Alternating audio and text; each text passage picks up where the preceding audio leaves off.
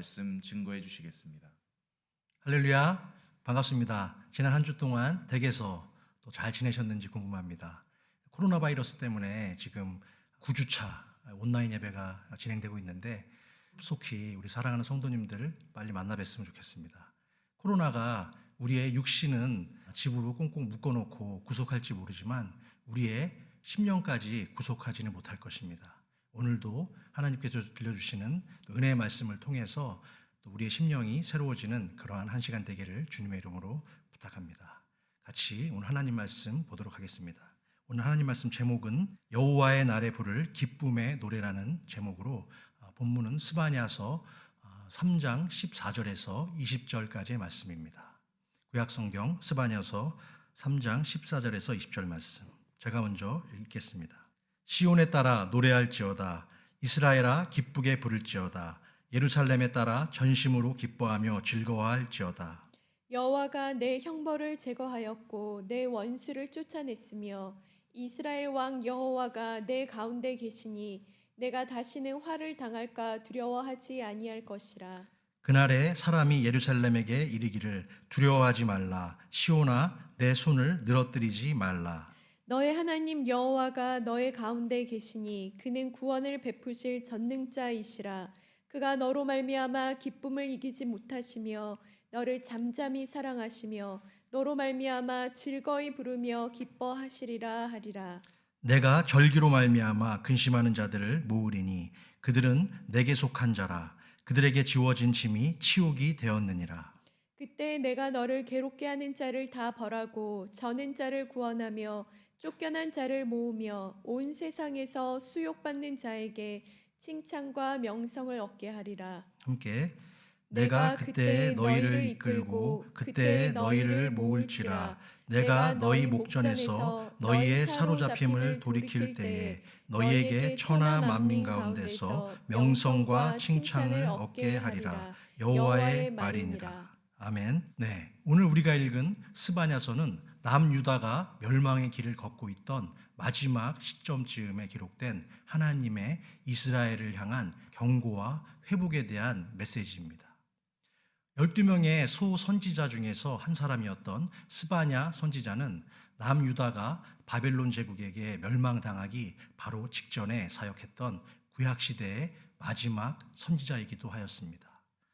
총 3장으로 기록된 스바냐서의 중심 주제는 바로 여호와의 날입니다.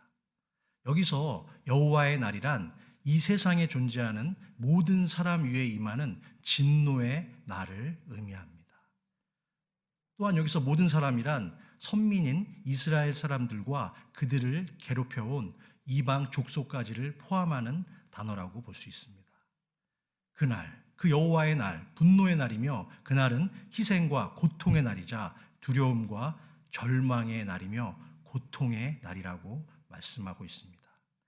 하나님이 모든 자들을 향해서 그토록 화가 나시고 분노하시고 진노하신 이유는 무엇일까요? 그것은 하나님에 대한 그들의 교만과 이방신을 향한 거짓 숭배 때문입니다. 이미 타락한 백성들은 하나님만을 섬겨야 할 예루살렘에서 이방신을 섬기기 시작했습니다. 그들은 또한 하나님에 대해서 감히 입에 담을 수 없는 적나라한 불경스러운 표현까지 했는데요. 스바냐서 1장 12절 하반절입니다. 제가 읽겠습니다. 여호와는 우리에게 더 이상 복도 내리지 아니하시고 화도 내리지 아니하시리라. 이것은 하나님에 대한 심각한 도전이며 하나님의 존재 자체를 부정하는 영적 배교 행위입니다. 하나님과 내가 상관이 없다는 거예요. 하나님과 우리가 상관없다라는 것이죠. 선민인 이스라엘 민족이 어떻게 그렇게까지 죄악에 물들 수 있었을까요?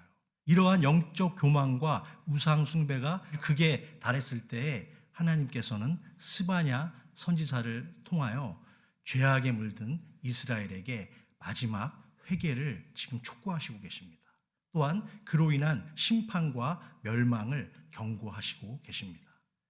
하나님은 이방신을 섬기는 자들이 회개하지 않을 것이며 결국 패망하게 될 것임을 분명히 아셨습니다.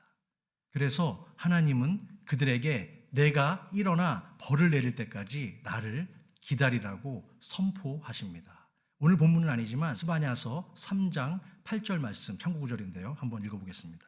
나 여호와가 말하노라. 그러므로 내가 일어나 벌할 날까지 너희는 나를 기다리라. 내가 뜻을 정하고 나의 분노와 모든 진노를 쏟으려고 여러 나라를 소집하며 왕국들을 모으리라. 온 땅이 나의 질투의 불에 소멸되리라. 오늘 본문의 배경 속에 등장하는 예루살렘은 곧 망하고 나라를 잃은 백성들은 전쟁 노예로 팔려가게 되며 그들의 운명은 마치 내일이 없이 하루하루를 살아가는 하루살이 같은 처지에 놓였습니다. 그런데 오늘의 본문에서 스바냐 선지자는 유다의 멸망 소식만 전하고 있는 것이 아닙니다. 그는 우리에게 유다를 향한 기쁨과 소망의 메시지를 통해서 우리에게 들려주고 있다는 것이죠. 오늘 본문에서 무려 3번씩이나 기뻐하라는 말씀을 외치면서 소식을 전해주고 있는데요. 오늘 본문 첫 절인 14절 말씀입니다. 시온에 따라 노래할지어다. 이스라엘아 기쁘게 부를지어다. 예루살렘 따라 전심으로 기뻐하며 즐거워할지어다. 아멘. 지금도 세계 곳곳에는 전쟁과 오랜 기아로 나라를 잃고 방황하는 불쌍한 전쟁 난민들이 많이 있습니다. 스바냐 선지자가 살던 그 시대에도 강대국의 침략으로 나라를 잃은 많은 난민들이 존재했습니다. 그들은 모두 자기의 자유를 빼앗긴 자들이었고 생존권을 보장받지 못하는 정말 위협 속에 하루하루를 살아갔습니다. 그런데 스바냐 선지자는 모든 난민이 아닌 예루살렘 출신의 소수의 난민을 향해서 오늘 기뻐하고 즐거워하라고 거듭 강조하고 있습니다. 시온의 딸들아, 이스라엘아, 예루살렘의 딸아 하면서 재앙의 그날에 하나님의 형벌을 피할 수 있는 소수의 난민들은 바로 존재한다는 것이죠. 그 소수의 하나님의 형벌을 피할 수 있는 사람들은 어떤 사람일까요? 오늘 본문 말씀은 아니지만 스바냐서 13절에 그 내용이 기록되어 있습니다. 이스라엘의 남은 자는 악을 행하지 아니하며 거짓을 말하지 아니하며 입에 거짓된 혀가 없으며 먹고 누울지라도 그들을 두렵게 할 자가 없으리라. 아멘.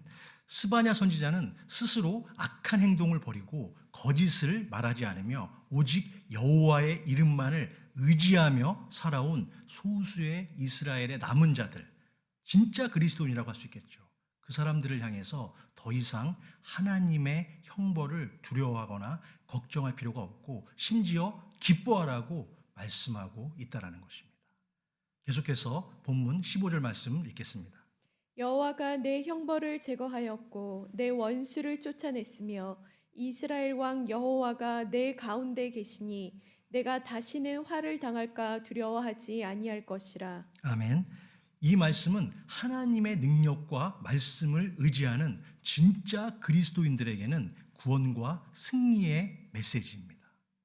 반면에 이 말씀은 하나님의 경고를 계속 무시하고 불순종과 오만함과 그리고 교만함으로 우상 숭배의 모습으로 살아가는 모든 불신자들에게는 가장 두렵고도 무서운 저주의 메시지이기도 합니다.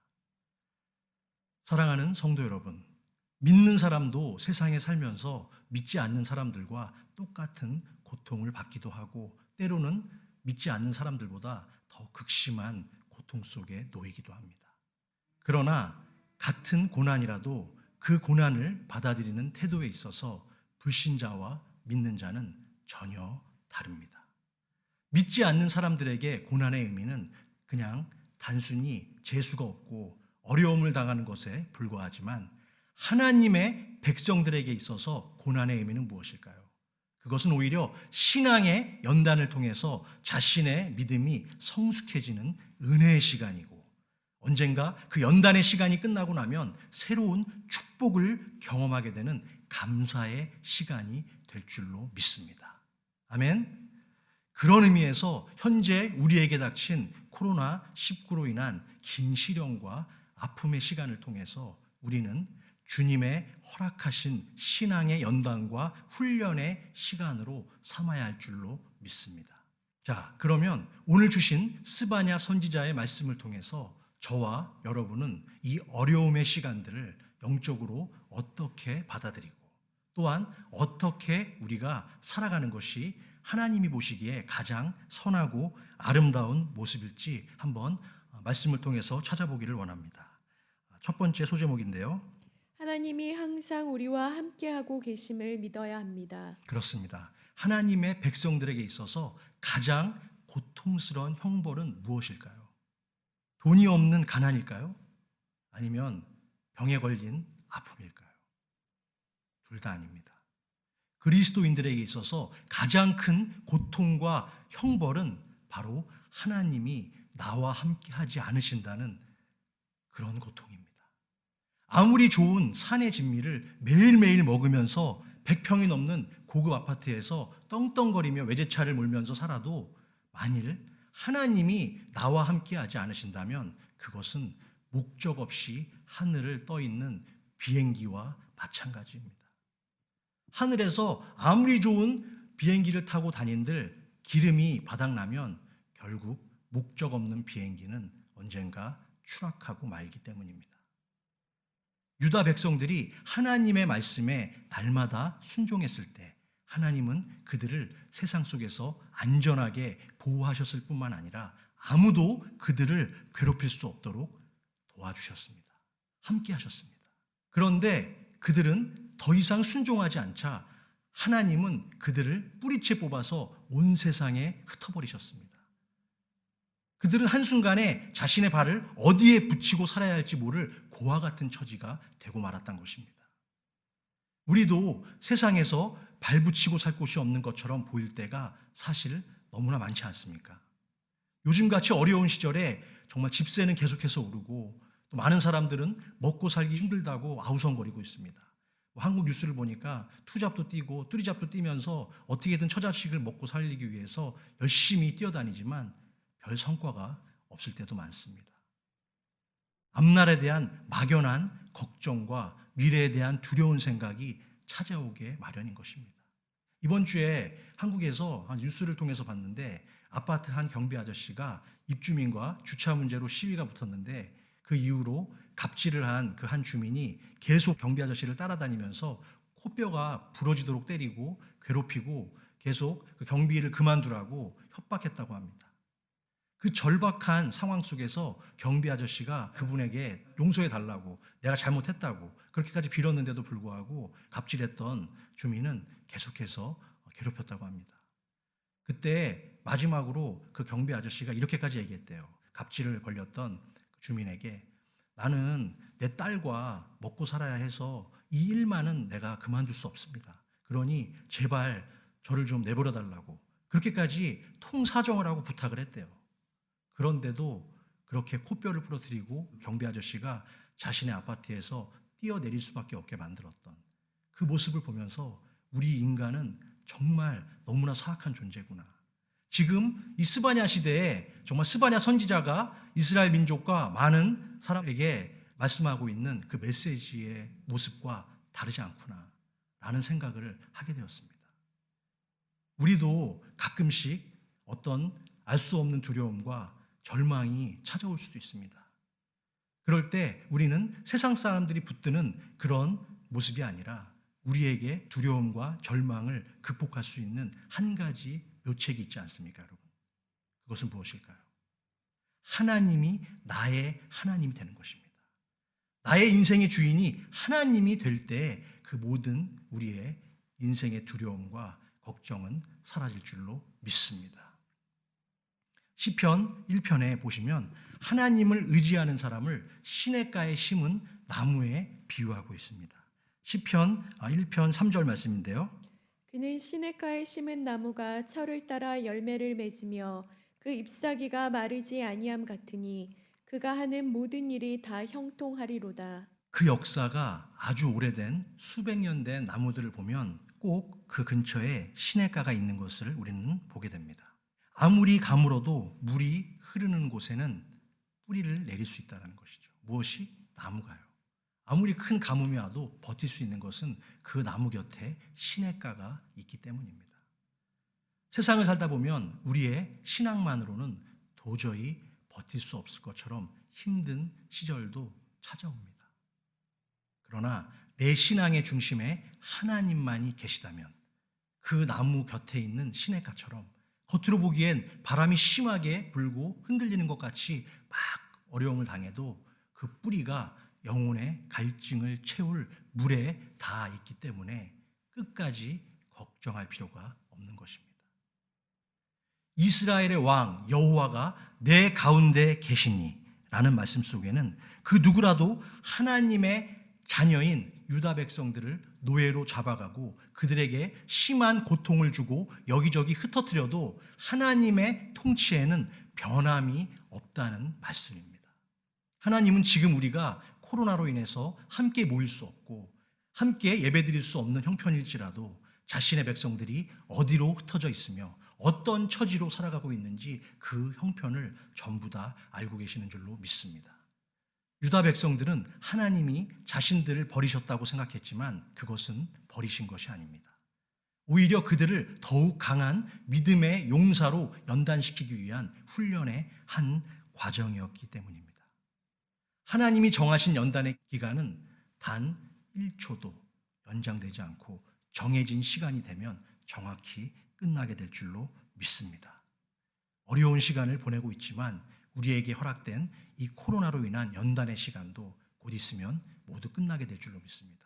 모든 상황이 끝나고 다시 회복될 줄로 믿으시기 바랍니다. 두 번째 소제목입니다. 하나님은 믿음의 자녀에게 구원을 베푸시는 분이심을 믿어야 합니다. 그렇습니다. 구약시대의 사람들은 가나안 땅에 다시 모여서 성전을 짓고 통치자를 다시 세워야만 하나님의 나라가 온전히 회복된다고 생각한 것 같습니다. 그러나 앞으로 도래할 하나님의 나라는 지금 현재 우리의 모습처럼 일종의 온라인 나라입니다. 오해하지 마시고요. 온라인 나라라고 해서 천국이 온라인이다 이런 뜻은 아니죠. 성령님의 은혜 안에서 어디서나 하나님의 통치를 받을 수 있고 보호를 받을 수 있다는 뜻입니다. 그 하나님의 은혜의 와이파이 안에 우리가 들어가 있다면 보호될 수 있다는 것이죠. 그 백성이 어느 곳에 있든지 우리를 도우시는 보혜사 성령께서 우리를 하나님의 은혜로 하나님의 영의 잔치로 날마다 공급해 주시고 인도해 주실 줄로 믿습니다. 본문 16절 말씀 계속해서 보겠습니다. 그날에 사람이 예루살렘에게 이르기를 두려워하지 말라. 시온아 내 손을 늘어뜨리지 말라. 아멘. 손을 늘어뜨리는 것은 낙심하고 지쳐서 자포자기하는 모습입니다. 그런데 세상 사람들은 하나님의 백성들에게 두려워하지 말고 낙심하지 말라고 말하고 있습니다. 그 이유가 무엇일까요? 우리는 자신의 가치를 어쩔 때는 스스로 잘 모를 때가 있습니다. 외적인 것만으로 평가할 때 우리는 세상 사람들보다 별로 나을 것도 없고 때로는 그들보다 잘 적응하지도 못하는 부족한 사람들입니다. 그런데 세상 사람들도 우리 믿는 자에게서 발견하는 것이 한 가지 있습니다. 그것은 무엇일까요? 말로 표현하기 힘든 날마다 어려움과 고통 가운데도 샘솟는 어떤 은혜로 인한 신선함과 생명력이 바로 우리 믿는 자들에게 있다는 것입니다. 만일 세상이 돈은 많이 있지만 병에 걸려서 언제 죽음을 당할지 모를 환자와 같다면 믿음으로 사는 우리 믿음의 사람들은 젊고 힘이 넘치는 장래성 밝은 청년들과도 같은 것입니다. 16절에서 세상에 속한 사람들이 이스라엘 백성들에게 하는 말이 무엇입니까?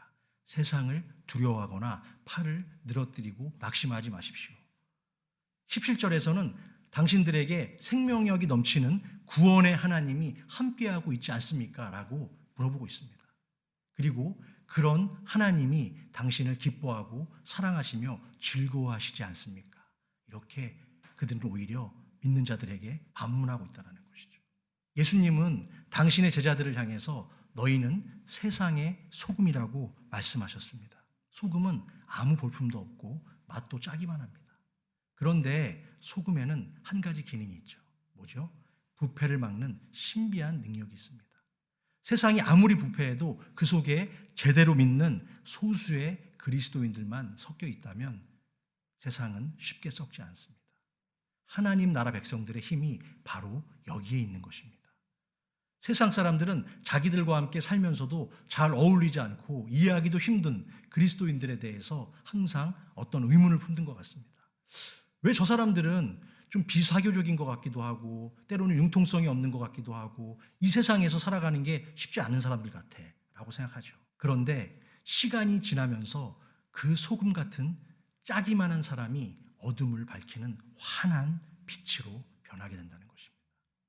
연단 받을 때는 영 볼품없이 보이던 그 사람을 하나님이 높여서 책임 있는 자리에 앉히실 때, 그때 그 소금과 빛과 같은 한 사람의 희생을 통해서 놀라운 축복의 역사가 시작될 줄로 믿습니다. 미국의 역대 퍼스트 레이디들 중에서 가장 호감 가는 여성으로 손꼽히는 사람이 한 명 있는데 그 사람은 바로 루즈벨트의 부인이었던 엘리너 루즈벨트입니다. 엘리너는 10살이 되던 해에 고아가 되었어요. 그래서 한 끼 식사를 얻기 위해서 혹독한 노동을 날마다 해야만 했습니다. 가진 것이 전혀 없었지만 그 소녀의 마음에는 항상 하나님을 사랑하는 긍정적인 믿음이 있었고 남들이 전혀 갖지 못했던 낙관적인 인생관을 가지고 살았습니다. 그녀가 성인이 되었을 때 결혼을 했고요. 6 자녀가 있었는데 그 중에 한 아이가 병에 걸려서 안타깝게 죽었을 때도 그녀는 그 슬픔 가운데도 말하기를 아직 내가 사랑할 수 있는 5 아이가 나에게 있는 것에 하나님께 감사합니다 라고 대답했다고 합니다. 또한 남편인 루즈벨트가 갑작스럽게 소아마비에 걸려서 휠체어를 타고 다녀야만 했을 그 어려운 시기에도 그녀는 전혀 좌절하지 않았습니다. 자신의 처지를 비관해서 방 안에 꼼짝도 않고 처박혀 있던 남편 루즈벨트에게 다가가서 어느 날 산책을 가자고 청했습니다. 며칠 동안 내리던 비가 그치고 맑게 개인 하늘이 너무나 아름다웠기 때문입니다. 그때 와이프 엘리너가 남편 루즈벨트에게 다정하게 산책을 하면서 말했답니다. 비가 오거나 흐린 날 뒤에는 꼭 이렇게 맑은 날이 오는 것처럼 당신의 인생도 맑은 날이 올 겁니다. 뜻하지 않은 사고로 다리가 지금 불편해졌지만 지금의 이 시련은 더 겸손하게 많은 일들을 하라는 하나님의 깊은 뜻이 있을 거예요. 여보, 그러니 우리 조금만 더 같이 힘을 내요. 얼마나 아름다운 참 아내의 내조입니까? 인생의 말년에 남편 루즈벨트는 정말 그 자기의 사랑스러운 아내 엘리너에게 또 이런 질문을 했대요. 여보, 불구인 나를 아직까지도 정말 사랑하오? 그렇게 물었답니다. 그 말에 엘리너는 내가 지금까지 당신의 다리만 사랑했나요? 라고 하면서 재치 있게 대답했다고 합니다. 계속해서 17절에는 너무 귀한 축복의 유명한 말씀이죠. 말씀이 나오고 있는데 한번 읽어볼까요?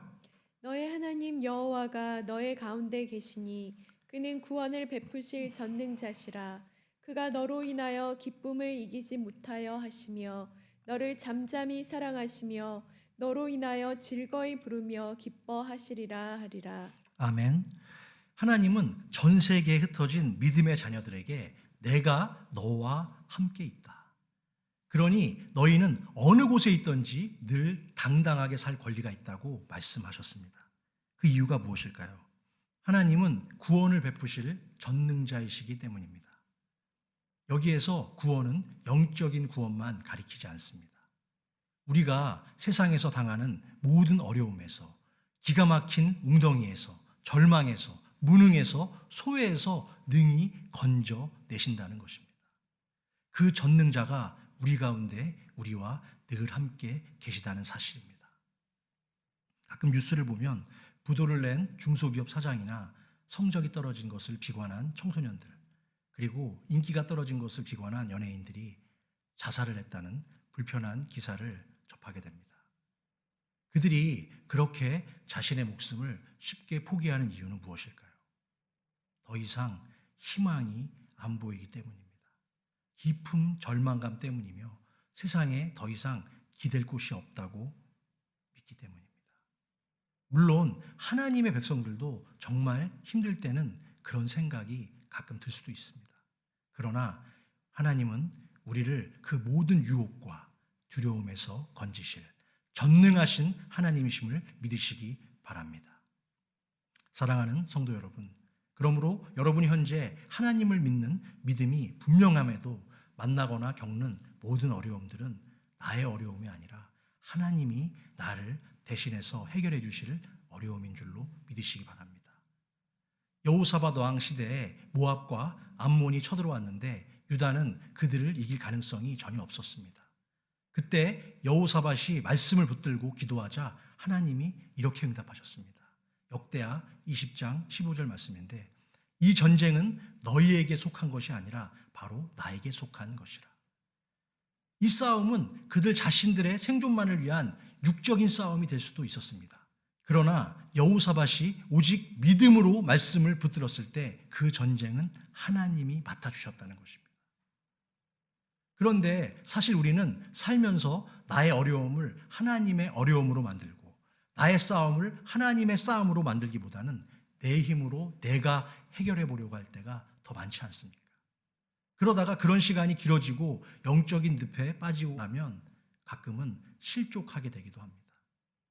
그런 영적인 어려움을 만난다면 그 어려움을 스스로 해결하기보다는 오히려 전적으로 하나님께 맡길 때 전능자 하나님이 그 모든 일을 다 책임져 주실 줄로 믿으시기 바랍니다. 계속해서 17절에서 그가 너로 말미암아 기쁨을 이기지 못한다라는 말씀을 하셨습니다. 그가 너로 말미암아 기쁨을 이기지 못한다. 이 말씀은 하나님이 우리를 너무나 사랑하셔서 우리의 존재 자체만으로도 크게 기뻐하신다는 뜻입니다. 나이가 들어 손주를 본 할아버지 할머니는 손주의 그 존재 자체만으로도, 함께 있는 것만으로도 모든 시름을 잊고 기뻐한다고 합니다.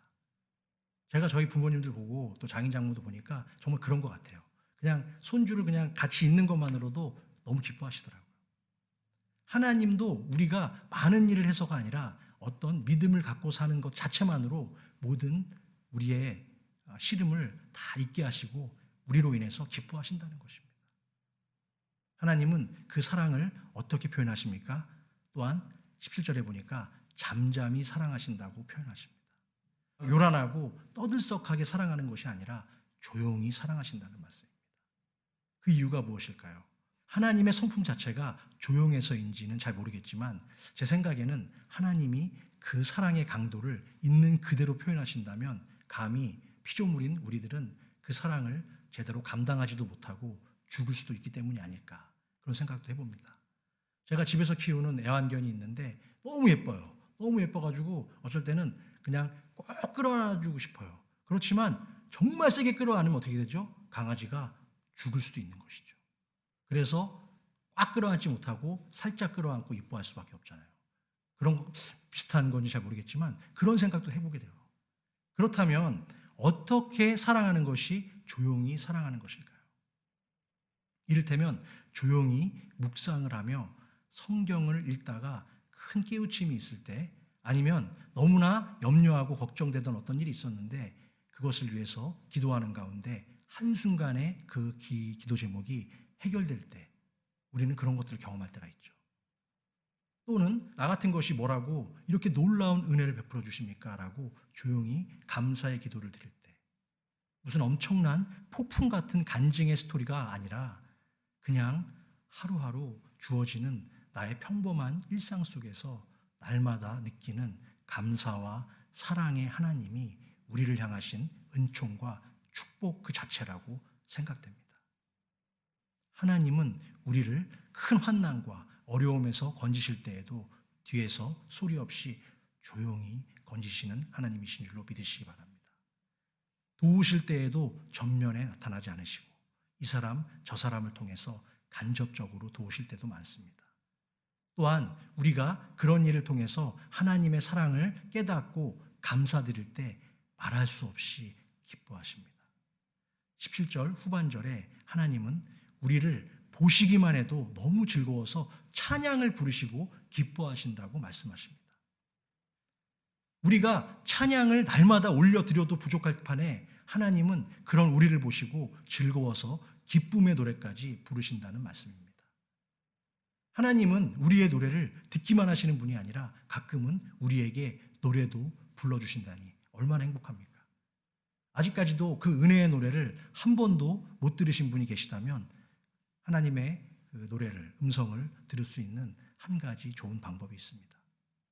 하나님의 은혜를 깨닫고 가난한 심령으로 감사하며 살아갈 때 천국의 노래가 내 귀에 들리게 될 줄로 믿습니다. 마태복음 5장 3절에서 심령이 가난한 자는 복이 있나니 천국이 그들의 것이니요. 하나님이 들려주시는 그 은혜와 사랑의 노래를 듣고 날마다 천국의 인생을 살아가시는 저와 성도 여러분이 되시기를 주님의 이름으로 축원합니다. 네, 오늘 소제목 세 번째 제목입니다. 하나님은 소외되고 외로움 속에 있는 자들을 돌보시기를 원하십니다. 그렇습니다. 하나님은 이 세상에서 쓸모없는 존재로 취급당하는 소외된 자들을 향해서 그들의 하나님이 되겠다고 오늘 말씀을 통해서 약속하고 계십니다. 본문 18절 말씀 볼까요? 내가 절기로 말미암아 근심하는 자들을 모으리니 그들은 내게 속한 자라. 그들에게 지워진 짐이 치욕이 되었느니라. 네, 여기서 절기는 안식일보다는 좀 더 규모가 있는 어떤 특별한 예배의 날을 가리킵니다. 하나님께 특별한 예배를 올려드리는 그런 좋은 날에 누가 근심을 하겠습니까? 그러나 예배에 꼭 참석하고 싶지만 그럴 수 없어서 근심하는 자들이 있을 수 있다는 것이죠. 여기서 근심하는 자란 예배가 있어도 자격이 없어서 참여하지 못한 사람들을 가리킵니다. 정통 유대인들이 아니라 소위 사회적 약자인 혼혈인, 장애인, 이방인들이 바로 그런 근심하는 자들이라는 것이죠. 하나님은 그런 어려움에 처한 소외된 자들을 모아서 특별한 예배를 드릴 수 있게 하시고 거기에 하나님의 복까지 내려주시겠다고 약속하십니다. 우리의 하나님은 언제나 우리의 외모가 아닌 그 마음의 중심을 보시는 분이기 때문입니다. 하나님은 진심으로 당신을 사모하고 사랑하는 자의 예배를 기쁜 마음으로 받으십니다. 예수님이 어느 바리새인의 집에 초청받아서 들어가셨을 때 그 죄인인 한 여자가 그 발에 입을 맞추고 눈물로 닦고 향유를 부어드렸습니다. 그러나 사실 그 여인보다는 먼저 그 집 주인이었던 바리새인에게 기회가 있었습니다. 그는 예수님의 얼굴에 입을 맞추지 않았고 발을 씻어드릴 깨끗한 물조차 준비하지 않았습니다. 왜 그런 행동을 했을까요? 바리새인은 자신이 그 여인과 같은 죄인이 아니라고 생각했기 때문입니다. 그는 예수님을 만났지만 그분께 감사드릴 목적과 이유를 전혀 찾지 못했습니다. 예수님은 많은 눈물을 흘린 여인을 축복하시고 그녀의 죄가 다 사해졌다고 선포하셨습니다. 하나님은 세상적으로 볼 때는 별 자격이 없어 보이는 자들을 당신의 예배에 초청하셨습니다. 하나님은 진정한 감사가 있는 예배, 회개와 눈물로 나오는 거룩한 산 예배를 원하시기 때문입니다. 계속해서 본문 19절 말씀을 보겠습니다. 그때 내가 너를 괴롭게 하는 자를 다 벌하고 저는 자를 구원하며 쫓겨난 자를 모으며 온 세상에서 수욕받는 자에게 칭찬과 명성을 얻게 하리라. 왜 하필이면 저는 자를 구원하시겠다고 하시는지 우리는 한번 생각해 볼 필요가 있습니다. 노예로 팔려가는 사람은 무엇보다 몸이 성해야 했습니다. 병들었거나 팔다리를 제대로 못 쓰는 저는 노예는 그 자리에서 주인에게 죽임을 당할 수도 있기 때문입니다. 그러나 노예 중에서도 가장 불쌍한 노예는 누구일까요? 자신의 몸에 장애가 있는 불구가 된 노예들이었습니다. 그들은 제대로 일은 할 수 없고 음식만 축낸다는 이유로 때로는 또 주인들에게 심한 매질과 고통을 당하기도 했습니다. 그런데 그들이 살아남았다면 그것은 큰 기적일 것입니다. 하나님은 그들을 괴롭히던 자들을 벌하고 그들로 하여금 건강한 자들이 할 수 없는 하늘의 일을 맡기시겠다고 분명히 약속하셨습니다. 그들이 당한 수치와 부끄러움을 칭찬과 명성으로 바꿔주시겠다고 선포하셨습니다. 사랑하는 성도 여러분, 오늘 스바냐 선지자가 우리에게 말씀하시는 메인 포인트는 무엇일까요? 그것은 우리에게는 기쁨의 소식, 복음이 있다는 것입니다. 우리가 이 세상에서 당하는 모든 고난과 어려움에는 정해진 기한이 있으며 언젠가 그 기한이 끝나는 여호와의 날에 전능자께서 우리를 구원하신다는 기쁨과 축복의 메시지입니다. 이제 오늘의 마지막 구절인 20절을 함께 읽어보겠습니다. 내가 그때 너희를 이끌고 그때 너희를 모을지라. 내가 너희 목전에서 너희의 사로잡힘을 돌이킬 때에 너희에게 천하 만민 가운데서 명성과 칭찬을 얻게 하리라. 여호와의 말이니라. 아멘. 그때가 되면 해방의 날이 온다는 것입니다. 자유의 날이 옵니다. 천하 만민 중에서 명성과 칭찬을 받을 축복의 그날이 빨리 왔으면 좋겠습니다. 비록 이 땅에 사는 동안에는 저는 자, 수욕받는 자, 쫓겨난 자, 사로잡힌 자, 가난한 자, 흩어진 자로 우리는 살아간다 하더라도 그날이 오면 완전히 회복되어서 칭찬과 명예 그리고 영광 속에 살아갈 그날이 속히 올 줄로 믿습니다. 여호와의 날인 그날은 세 가지의 함축적 의미를 내포하고 있습니다. 첫째로 바벨론 포로로 잡혀간 유다 백성들이 다시 이스라엘로 돌아올 날을 의미하는 것이고, 두 번째로는 그날은 이 땅에 오실 예수 그리스도의 희생을 통해서 회복될 날을 의미하고 있습니다.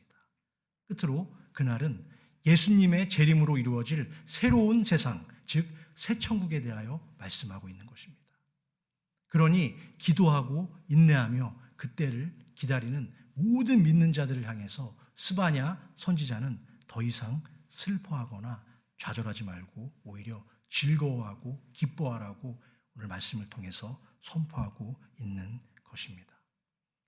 인간적인 생각으로는 도저히 불가능할 것처럼 보이지만 우리 하나님은 얼마든지 비관을 낙관으로, 절망을 소망으로 바꿀 수 있는 능력의 하나님인 줄로 믿습니다. 사랑하는 성도 여러분, 그렇다면 요즘같이 영적으로 어둡고 힘든 세상 속에서 우리가 바라볼 것은 무엇일까요?